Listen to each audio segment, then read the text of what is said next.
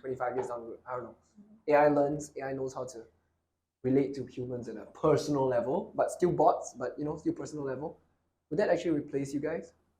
Well, I might be retired by then. My name is Daniel. I'm a counselor from Touch Counseling Intervention. And my partner here is... I'm Daryl. I'm a social worker from Touch Family Support. And two lovely, promising social worker award winners with us today, okay? To you guys. So, which of you ladies would like to introduce yourself first? I'm Peggy, and I'm a senior social worker with the mental wellness team.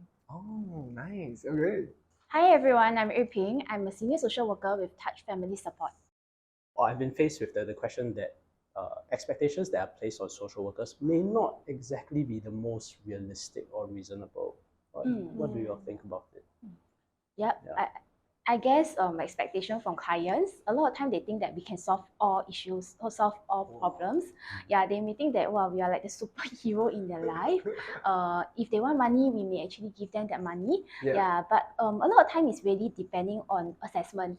And also ultimately at the end of the day, when we do actually provide that financial assistance, we actually want to journey with this family to actually improve their financial capability as well. Right. Okay. I think that a lot of times clients may not fully exactly know what we do. They just have a very generic or general perception that we help people. Right. But the definition of help, it can be a loaded word, and it could mean different things for different people.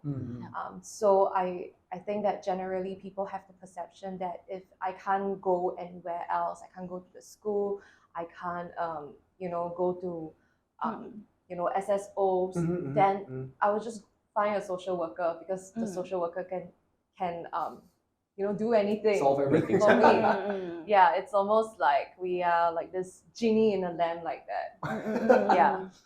Sometimes the clients might ask for just finances or what, but we actually want to see them through to a better place instead of just like the exact situation that they may be in, right? Yes.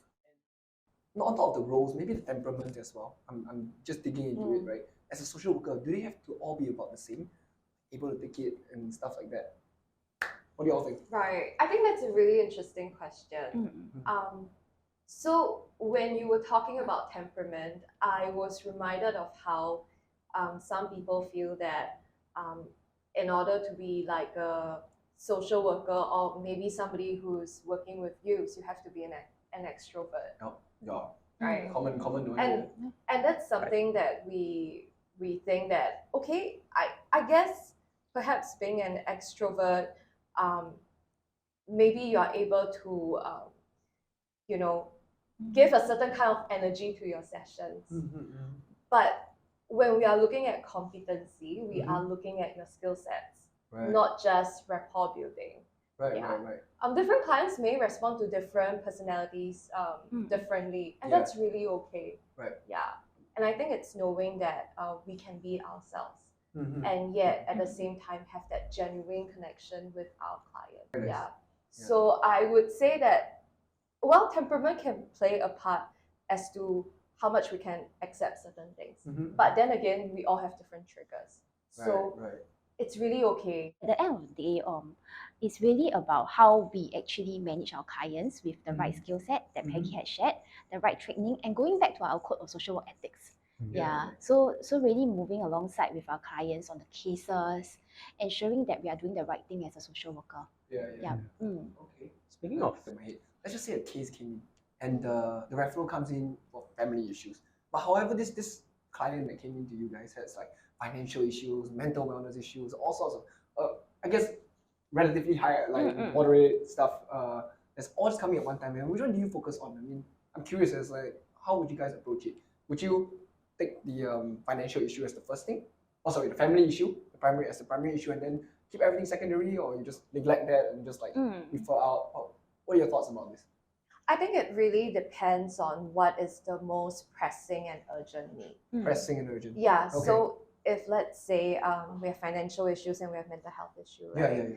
So let's say the client has financial difficulties to a point that they are starving, they don't have food for the day, and okay. Wow. then that will be the first thing that I attend to first. Right. As per Maslow's hierarchy of needs, right?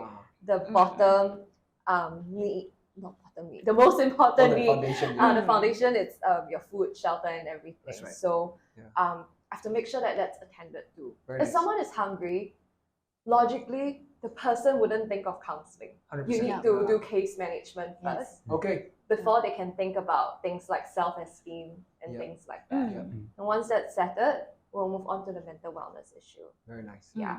Okay. But if, let's say, I have the client who's also starving and they are on the verge of jumping down, then that's when I will look at my ethical principles screen. And the ethical principles screen says that the most important thing is preservation of life.